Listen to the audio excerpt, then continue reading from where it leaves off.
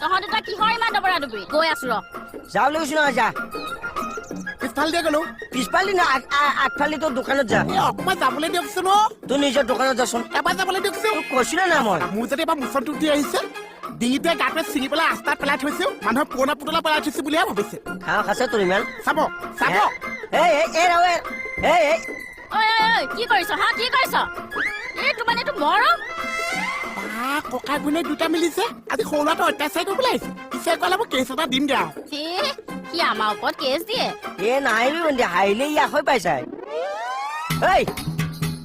এই ৰহ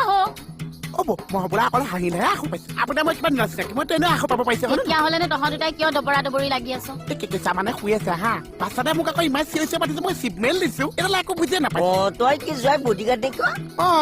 কেঁচা আছে য'ত মোহন আছে তত তোৰ কাজি মই এই ৰচোন তই